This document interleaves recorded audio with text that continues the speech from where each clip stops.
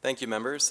Everyone should have a copy of the amendments by now, and peruse them as you need. Minister. Thank you, Honourable Speaker. So this amendment arises out of the debate that we had on Bill 4 last week. And as you know, I agreed to stand down on Clause 5 so that I could consider the issues and concerns raised in this House. I believe that the bill was in the right, did what we intended it to on a public safety, but I understand the concerns raised by the member from Saanich North and the Islands. And so we have brought forward the amendment that I believe will deal with the issues raised, and that, that this section must be interpreted as being in line with the Section 35 of the Constitution Act of 1982, and that's why this this clause is being clarified this way, as well a number of other clauses which will be cross-referenced with Section 5 to ensure that they are also interpreted the same way.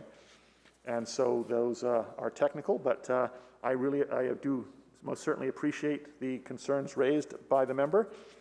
And as I said, it was certainly our intention to make sure that it's in line with UNDRIP, which I believe it is, and this clause will further strengthen that. And so I thank the member for raising the issue, and the amendment we have before us, I think, will deal with the issues that all of us want to assure in this House are addressed in the appropriate way.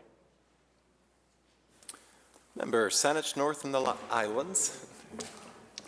Thank you, Mr. Speaker, and I'd like to start my brief comments, and I'll keep my comments to this clause, and we'll move through the other clauses fairly quickly. I just want to first raise my hands to the Minister in gratitude for taking the time and the space to have a lengthy debate a week ago yesterday, and the patience that he exhibited as we worked through, I think, some of the information that I think is not widely accessible to British Columbians, but that we were able to account for the history as it's unfolded and the challenges that some of the laws that have been created in this chamber, the impacts of those laws have had on people, and I really appreciate the debate that we had.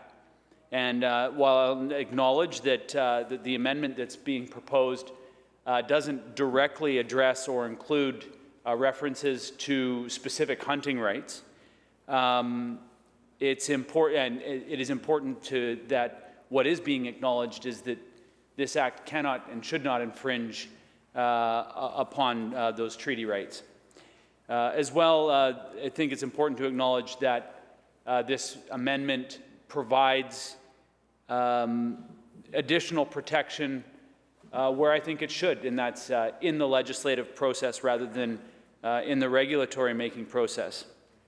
And want to, at this point in the debate, acknowledge that the important changes that need to be made within the approach of the government, the approach of the agencies and ministries that are empowered by the government and the laws that we make in this House, that those changes need to be made in the Wildlife Act, and to provide further protection to the Douglas Treaty hunting rights or the Treaty 8 hunting rights, just Indigenous hunting rights in general, that those need to be reflected in a different act at a different time in a different conversation. And I look forward to engaging the government, as I know Indigenous leaders do and Indigenous hunters do, engaging the government on those important conversations as any changes to the Wildlife Act are contemplated.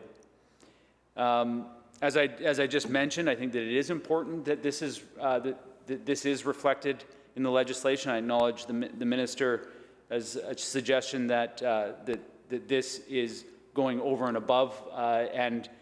However, I think it's important that when we're making these laws that this information is brought forward, that the actions are taken, and that's what we see here today.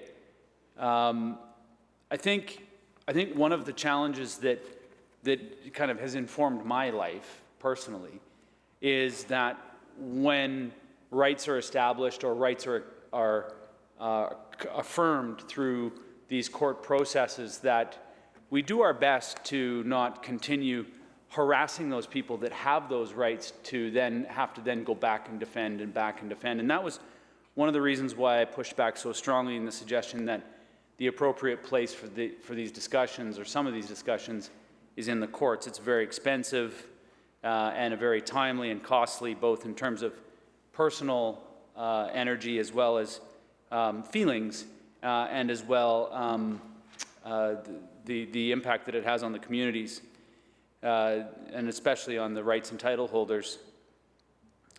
My final comments on this, and this is to the Minister and to all of the government, that I believe that this process that we're undertaking here today with this amendment is a reflection of how this place best works, where issues are raised, pauses are taken, reflections are made, amendments are tabled, we have this discussion, and then we move on to the next section, and we move on to the next piece of legislation.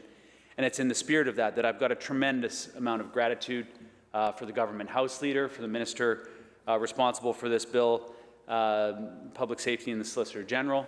And I thank him and the government for taking this time over the last week to reflect on this.